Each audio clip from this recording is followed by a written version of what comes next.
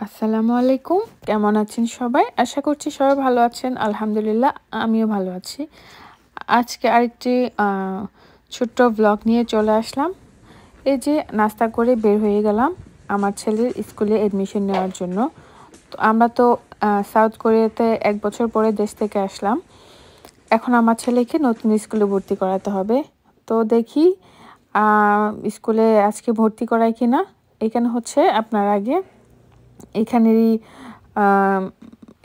কি বলে সরকারি কোনো এক অফিসে গিয়ে আপনাকে আগে বাচ্চার হচ্ছে নাম রেজিস্ট্রি করতে হবে, তারপর হচ্ছে মানে বা এড করতে হবে, তারপরে ওরা বলে দিবে আপনি কোন স্কুলে বাচ্চাকে ভর্তি করাতে পারবেন। আর এটা সরকারি স্কুলই। তো এই যে বিল্ডিংয়ে আমাদের বাসা নেওয়ার কথা ছিল, বাসা একটু ছোটো দিকে আমরা নিলাম না। তো এটার পাশেই হচ্ছে আমার ছেলের স্কুলটা বেশ ভালোই বড়। তো চলুন দেখা যাক, আমি আপনাদেরকে দেখাই আমার ছেলের স্কুলটা কেমন।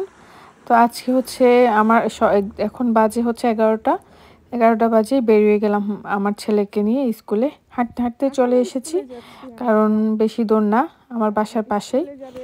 আর একদম ঠান্ডায় খুবই অবস্থা খারাপ, মানে হাতগুলো একদম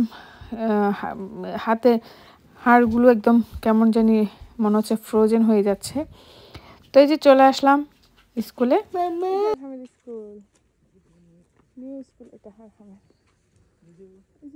কথা বলতে হবে না।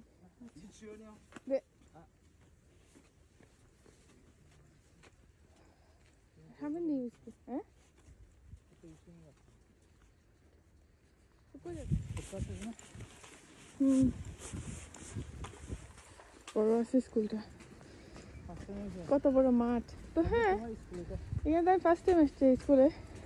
এটা আমার থার্ড স্কুল না, দেখি আর বাদে ওর লাইফে 3rd নাম্বার স্কুল।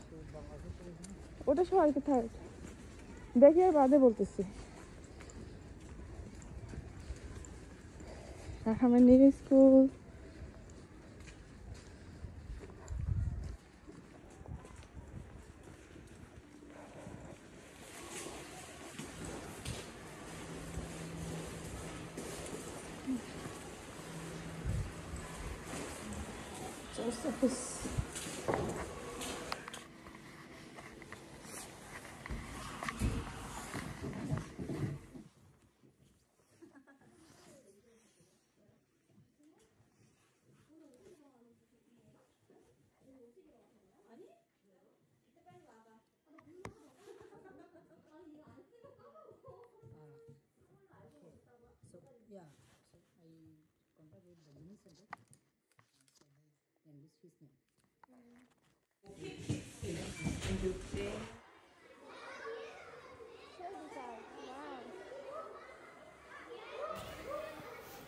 মাশাআল্লাহ, স্কুলের ভিতরটা এত বড় মানে কি বলবো।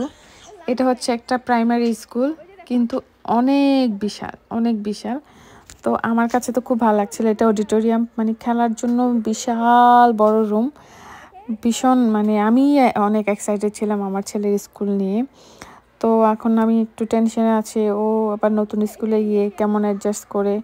আসলে মানে মাদের এক এক স্টেপে এক একটা, মানে এক এক স্টেজে এক একটা টেনশন বাচ্চাদের নিয়ে।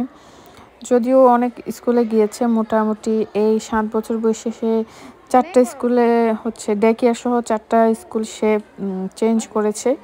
কিন্তু তারপরও হচ্ছে এটা সহ 4টা হবে আর কি। তারপর আমার একটা টেনশন থাকেই।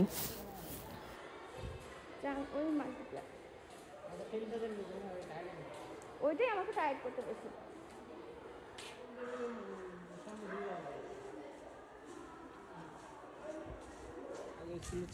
বেশি বড়, বেশি ভিতরে তো বিশাল না। আমার মনে হয় ওই ওই কিন্ডারগার্টেন পরে ওই যে হাই স্কুল যেটা, ওটা মানে ভিতরে বড় হয়ে আছে, বুঝছো?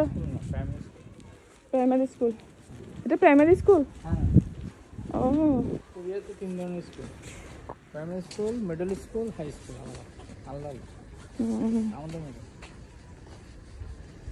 আমাদের যেমন সব একসাথেই আছে, সবগুলো ইয়াতে ধরছে। হ্যাঁ দেখো মলি না এগুলা, এই যে এখন আর লাল হয়ে গেছে। আব্বু তোমার এটা পরে দিবে? ঠান্ডা লাগছে? পরে তো ঠান্ডা লাগবে একটু পরে। কি ভুলটা করলাম এখানে বাসাটা না নিয়ে, বলো? বাসাটা ওখানে নিলে ভালো হতো না? তোমারও কষ্ট হইতো না, আমারও কষ্ট হইতো না।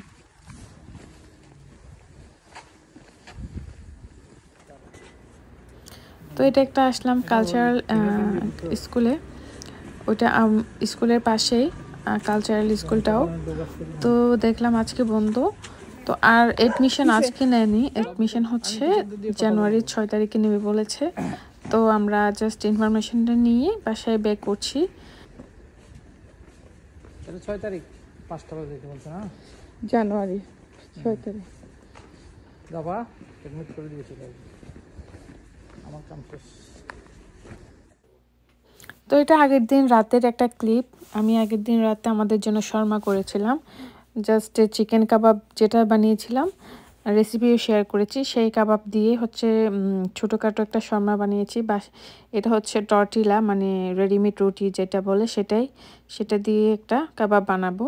এটা আমার ছেলের জন্য করছি, তাই এখানে হচ্ছে আমি দিয়েছি কাবাব, তারপরে তার উপরে হচ্ছে ইয়োগার্ট যেটা একটু টক ওটা, তারপরে শসা দিয়ে দিব আর সস দিয়ে দিব। এভাবে করতে পারেন। আর আমি আমার জন্য যেটা করব সেখানে একটু স্পাইস অ্যাড করব, যেমন চিলি সস, তারপর এক্সট্রা কাঁচামরিচ, ওটাও কিন্তু এক ধরনের মজা। তো এই যে রেডি হয়ে গেলে শর্মা। তারপরে বাসায় এসে তো আমি আবার শাক রান্না করলাম। এটা কী শাক বলেন তো? আমি কিন্তু ঠিক মনে করতে পারতেছি না এটা কী শাক। তারপরে শাক রান্না করে হচ্ছে রান্না করব আবার বিফ। আমি আসলে শর্টকাটে শেয়ার করছি সব কিছু রেডি করে জাস্ট রান্নাটাই শেয়ার করছি। আমি বিফটা এভাবে রান্না করি, পেঁয়াজটাকে হালকা ব্রাউন করে আমি দিয়ে দিব হচ্ছে ম্যারিনেট করা বিফটা। খুবই অল্প বিফ রান্না করেছি, এটা একবেলা আমাদের জন্য হয়ে যাবে। তো একবেলাই আর কি খাবো। পরে আমি বিফে হচ্ছে পটেটো অ্যাড না করলে আবার ভালো লাগে না, আমি পটেটো অ্যাড করেছি। এটা একটু নেড়ে চেড়ে এভাবে একটু বেশি ভালো করে কষাবো। এই অবস্থায় ভালো করে কষানোর পরেই কিন্তু পটেটোটা দিব, এতে কিন্তু অনেক বেশি মানে মজা হয় খেতে। আর এই যেখানে পানি বের হয়ে এসেছে, আমি কিন্তু পানি দিই নাই, এটা নিজে থেকে পানি বের হয়েছে। আর এখানে একটু আমি আমার লেফট ওভার কিছু ইয়োগার্ট ছিল ওটাও অ্যাড করেছিলাম। এই যে আলু দিয়ে দিয়েছি, কাঁচামরিচ দিয়ে দিয়েছি।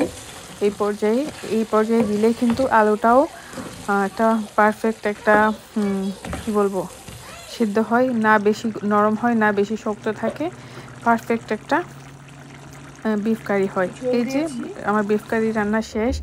এখন আমি হচ্ছে কাপড়টা একটু ওয়াশ করতে দিয়ে দিব, কিছু কাপড় ওয়াশ করতে দিয়ে দিলাম। তো আজকের জন্য আজকে এই পর্যন্ত। টাটা, বাই বাই, আল্লাহ হাফিজ, আসসালামু আলাইকুম।